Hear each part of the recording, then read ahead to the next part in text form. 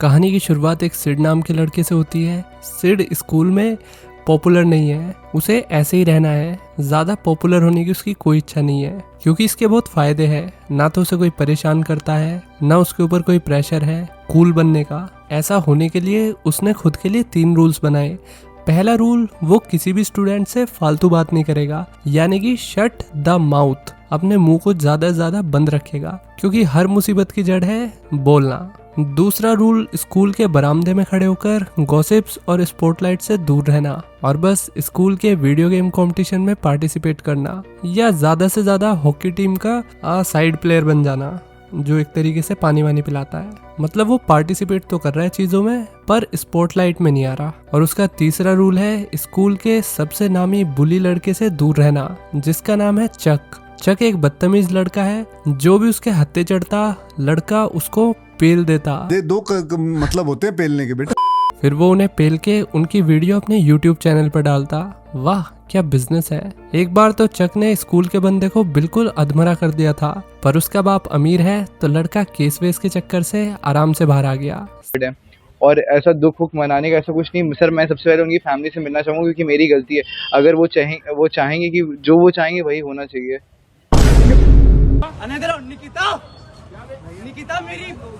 फिर सिड स्कूल में एक लड़के से मिला जिसका नाम है जिम। जिम सिड का बेस्ट फ्रेंड है। इसका सपना एक फेमस यूट्यूबर बनने का है। जिम को सिड के रूल्स कुछ खास पसंद नहीं। दोनों बात करने लगे, इतने में सिड की नजर एक सुंदर अप्सरा पर पड़ी। इसका नाम है टिफ। सिड टिफ को बचपन से पसंद करता है। टिफ से सिड की लास्ट टाइम बात तब हुई थी जब ये दोनों 8 साल के थे। बचपन में दोनों ने एक बार बर्फ पे स्कीइंग करते हुए डांस किया था, पर सिड ने अभी तक अपनी फीलिंग्स के बारे में टिफ को नहीं बताया क्योंकि टिफ चक की बंदी थी। ब्रेक टाइम में सिड जिम के साथ ग्राउंड में भाग रहा था। यहाँ इन्हें एक लड़की ने ज्वाइन किया। इसका नाम है लूना। जिम और लूना एक दूसरे को पसंद करते थे, पर ये बात दोनों अपने मन में ही रखते और वे अपनी फीलिंग्स को एक्सेप्ट करने के लिए तैयार नहीं थे। वे सबके सामने एक दूसरे से हमेशा जानी दुश्मन की तरह लड़ते रहते थे। सिड घर पर आ गया। उसकी दोनों मम्मीज लड़के का वेट कर रही थी। एक माँ बोली, हमें तुम्हारे स्कूल की आने वाली होमकमिंग पार्टी के बारे में पता चला, तुम्हें वहाँ जाना चाहिए। पर सिड पार्टी में नहीं जाना चाहता, लेकिन मम्मीज ने सिड को फोर्स किया और कहा तुम्हें जाना चाहिए क्योंकि ये यादगार दिन होता है और जब तुम हमारे जैसे बूढ़े होगे तो तुम्हें अपने ये जवानी वाले दिन जरूर याद आएंगे। सिड अभी भी पार्टी में नहीं जाना चाहता। वो कहने लगा, मेरे पास तो गर्लफ्रेंड भी नहीं है, मैं किसके साथ जाऊंगा। मॉमी भी लाइक, हाँ ये काम भी हम करें है ना। सिड अपने वीकेंड डे पर नॉन स्टॉप वीडियो गेम खेला करता। अब उसे 72 घंटे हो गए थे सोए हुए। फुल नशे में था बंदा, नींद के नशे में। वो बिल्कुल नशेड़ियों की तरह चल रहा था। पूरी नींद न होने की वजह से और जंक फूड ज्यादा खाने की वजह से सिड कमजोर होता चला गया। स्पोर्ट्स में उसका लेवल नीचे गिरने लगा। एक दिन सिड होश में नहीं था। उसने चक की बेइज्जती कर दी। उसने देखा ही नहीं कि उसके सामने चक है। चक को बंदे पे गुस्सा आ गया और उसने सिड को धर लिया और उसे बहुत मारा। स्कूल के एक मास्टर ने इन्हें हटाने की कोशिश की, पर सिड ने सबके सामने टीचर की बेइज्जती कर दी। और फिर सिड ने आज अपने 3 रूल्स तोड़ दिए। पूरी क्लास के सामने सिड बोल पड़ा, उसने चक से भी पंगा ले लिया। चक ने जाने से पहले कहा वो स्कूल के आखिरी दिन तक सिड को मार देगा, मतलब फेयरवेल पार्टी तक। अगले दिन जब सिड की आंख खुली तो वो घर में था। उसके सामने जिम था। जिम ने बताया कि तुम 7 घंटे से बेहोश थे और चक को 2 हफ्तों के लिए सस्पेंड कर दिया गया है। साथ में स्कूल वालों ने चक को एक एंगर मैनेजमेंट प्रोग्राम में भेज दिया। अब सिड चक की बात को याद करने लगा कि स्कूल के आखिरी दिन मतलब फेयरवेल पार्टी पर सिड मर जाएगा। सिड अपने बनाए हुए रूल्स को तोड़ने के लिए बहुत फ्रस्ट्रेटेड फील करने लगा। कुछ दिन बाद क्लास में सिड सोच कर पागल होने लगा कि क्लास एंड के साथ जिंदगी भी खत्म हो जाएगी। अभी तो उसने लूडो भी नहीं खेला, दुनिया भी नहीं घूमी। सिड ने फैसला किया अपने बचे हुए दिन वो वेस्ट नहीं करेगा और जो वो करना चाहता है वो बचे हुए दिन में कर लेगा। सेक्स एजुकेशन क्लास में एक लड़की एब्स्टिनेंस के बारे में कुछ बता रही थी कि वो स्टूडेंट्स के लिए कितना जरूरी है। फिर सिड क्लास में खड़ा हो गया और बोला कि इंटीमेट होने की ख्वाहिश इस उम्र में सबकी होती है, इट्स वेरी नेचुरल। हमें इस पे किसी को शर्मिंदा महसूस नहीं कराना चाहिए, ये सब कुछ नेचुरल है। हम भी यही सब करने की वजह से इस दुनिया में आए हैं। सिड ने ये भी कहा कि क्लास के सब बच्चे हॉर्नी फील करते हैं पर डर की वजह से कभी जताते नहीं है। स्टूडेंट्स लड़के की शक्ल देखने लग गए। सिड ने तो भैया स्टूडेंट्स के मन की बात कर दी। थोड़ी देर में एक एक करके सबने सिड की हिम्मत की दाद दी। उसने ऐसे टॉपिक पर बिना डरे सबके सामने बोला। अब स्टूडेंट्स उससे इम्प्रेस हो गए थे। सिड क्लास से प्राउडली फील करते हुए निकल गया, पर बाहर आते ही लड़का सोचने लगा कि मुझ में इतनी हिम्मत कैसे आ गई। पर अब सिड जिम के लिए भी हीरो बन गया था। पूरा स्कूल सिड का फैन बन गया। इतने में सिड को अननोन नंबर से किसी लड़की का मैसेज आया। लड़की ने मैसेज किया कि मैं तुम्हें लाइक करती हूँ, मुझे बहुत ढूंढने के बाद आज जाके तुम्हारा नंबर मिला है। आज तुमने जो क्लास में किया वो सच में एक हिम्मत का काम था। सिड झूमते नाचते ये सोचते हुए घर आ गया कि उसे भी कोई लड़की पसंद करती है। सिड अपने काम पर गया।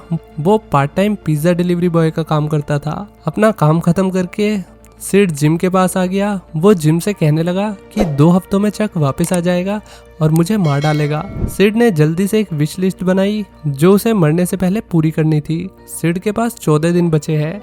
आज जब वो स्कूल गया तो लड़के को बिल्कुल डर नहीं लगा। उसने स्कूल के सभी स्टूडेंट्स को फेस किया, उनसे हाय हेलो की। पूरा स्कूल सिड को हीरो की तरह ट्रीट करने लगा। इतने में जिम ने सिड को आके बताया कि तुम्हारे बारे में स्कूल के कोने कोने में बातें हो रही है। फिर सिड को अजनबी लड़की का मैसेज आया। वो सिड को दूर से देख रही थी। सिड ने इधर उधर नजरें घुमाई तो सामने टिफ खड़ी थी। उसके हाथ में फोन भी था। तो सिड को लगा कि अजनबी लड़की और कोई नहीं बल्कि उसकी क्रश टिफ है। टिफ ने चक के बिहेवियर के लिए सिड से माफी मांगी और बताया कि उसने चक से ब्रेकअप कर लिया है। ये न्यूज सुनकर सिड की तो चांदी चांदी हो गई। टिफ ने सिड को हॉकी मैच देखने के लिए इनवाइट किया। लड़के ने हाँ भी कह दिया।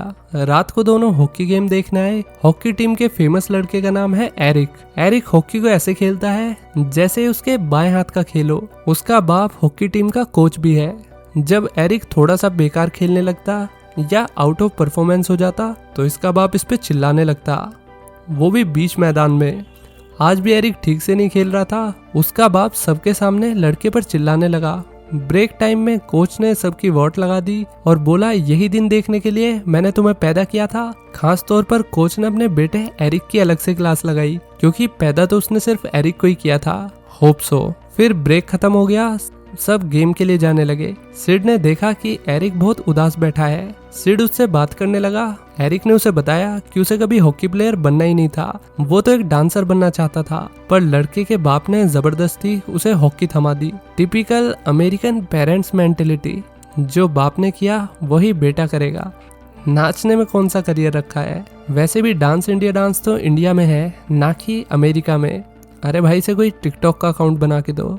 सिड ने एरिक से कहा कोई बात नहीं, अगर तुम नहीं खेलना चाहते तो टेंशन मत लो। फिर सिड एरिक के कपड़े और हेलमेट पहनकर बाहर खेलने के लिए आ गया। पहले तो सिड ने बहुत बुरा खेला पर बाद में उसे अपना बचपन याद आया जब वो बर्फ पे मस्त नाचते हुए स्कीइंग करता था और उसकी जिंदगी भी खत्म होने वाली थी। तो सिड ने पूरी ताकत से गेम खेलने का सोचा। वो खड़ा हुआ और ऐसा खेला जैसे हॉकी का प्रो प्लेयर हो।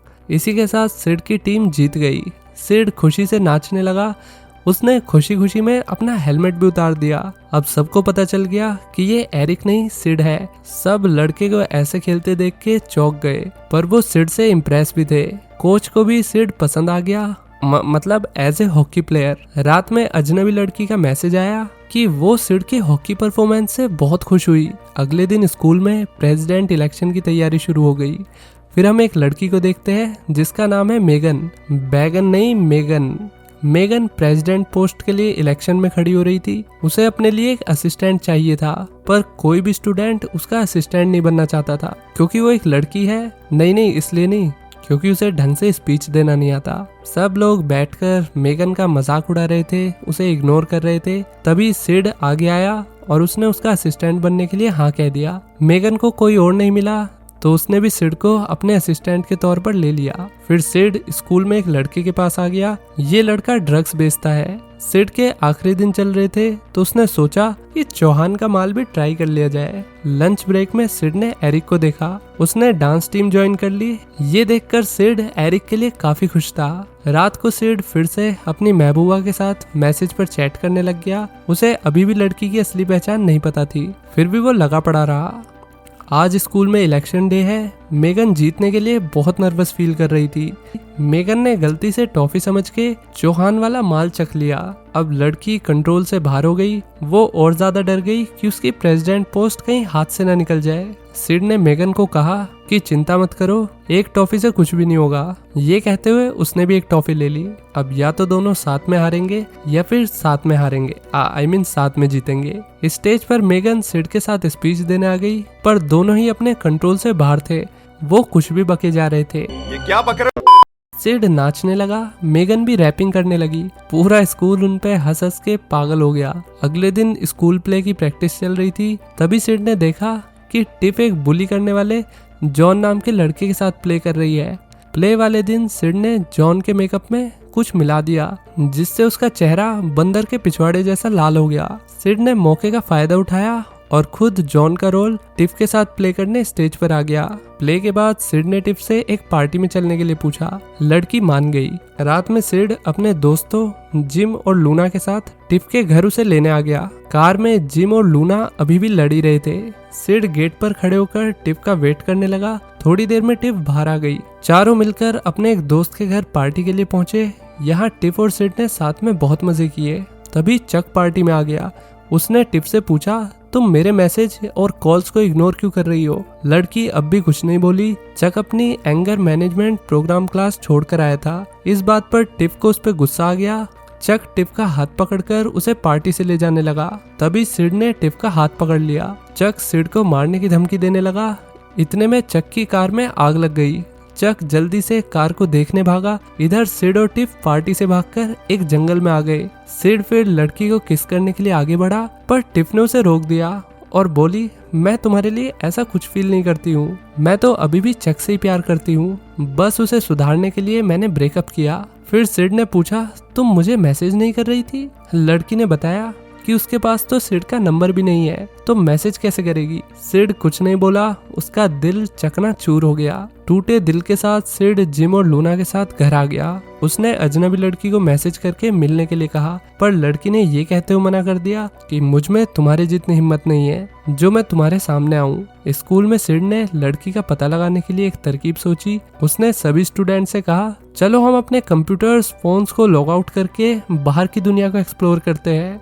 वीडियो गेम्स और स्क्रीन के सामने 24 घंटे बैठने के अलावा भी हमारे पास बहुत कुछ है जिसे हम देख सकते हैं। क्लासमेट्स लड़के से इम्प्रेस हो गए। सब जाने के लिए रेडी हो गए। तभी सिड को मैसेज आया। उसने जल्दी से क्लास में नजर घुमाई। वहाँ बस एक लड़की के हाथ में फोन था। सिड ने लड़की को पकड़ लिया, पर लड़की भाग गई।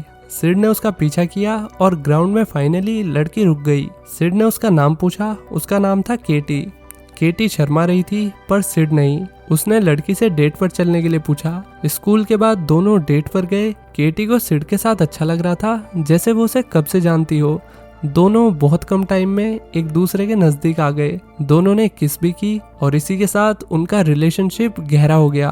रात में जिम अपने कुत्ते के साथ घूम रहा था। तभी उसके पास गाड़ी आकर रुकी। इसमें चक था। उसने जिम को ये कहकर गाड़ी के अंदर बुलाया कि मैं तुम्हें कुछ अच्छी वीडियो बनाने की टिप्स दूंगा। जिम को हमेशा से फेमस यूट्यूबर बनना था। वो जल्दी से गाड़ी में बैठ गया।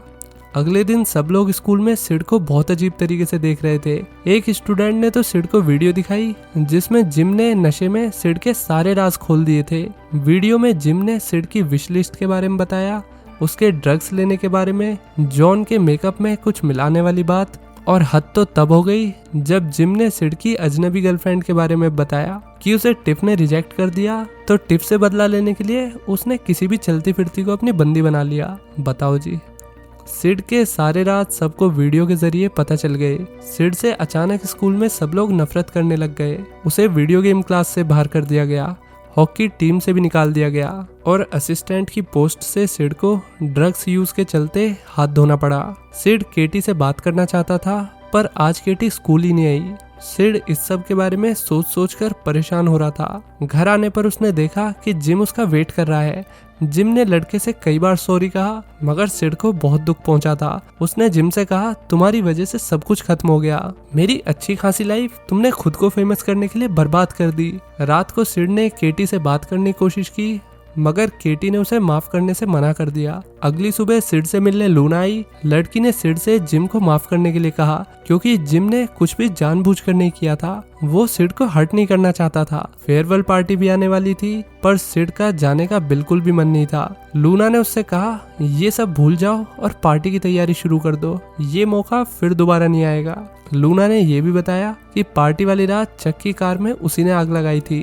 लूना और सिड गले मिले। अब लड़के को थोड़ा ठीक लगने लगा। सिड की मॉमीज भी चाहती थी कि वो फेयरवेल में जाए तो सिड जाने के लिए फाइनली मान गया। आज फेयरवेल पार्टी का दिन है। चक और सिड का आमना सामना होने वाला है और सिड को लग रहा था कि ये उसकी लाइफ का आखिरी दिन है, इसलिए वो केटी के पास बात करने गया पर लड़की उठकर चली गई। पर फिर भी सिड ने केटी को बताया कि मैं तुम्हें कभी दुखी नहीं करना चाहता, तुम एकलौती लड़की हो जिससे मुझे प्यार हुआ है, मैं तुम्हें खोना नहीं चाहता। चक कभी भी आकर सिड को मार सकता था, इसलिए सिड ने केटी को गुड बाय कह दिया।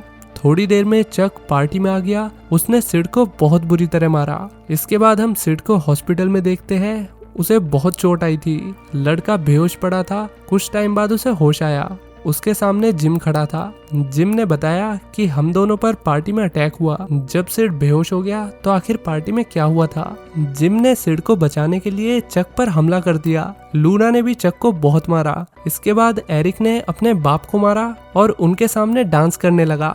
नाचू मैं आज छम छम छम, क्योंकि उसे डांसर बनना था और दादा का ग्रैंड सैल्यूट लेना था। पार्टी का एंड लड़ाई से हुआ। सब आपस में किसी न किसी से लड़ रहे थे। बीच बीच में कोई कोई एंजॉय भी कर रहा था। Back to present. सिड हंसने लगा।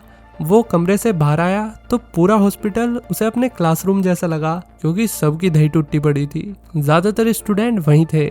इधर लूना और जिम ने भी आखिर में अपनी फीलिंग्स को कन्फेस किया। चक को भी बहुत चोट आई थी। उसे उसकी हरकतों के लिए अरेस्ट भी कर लिया गया था।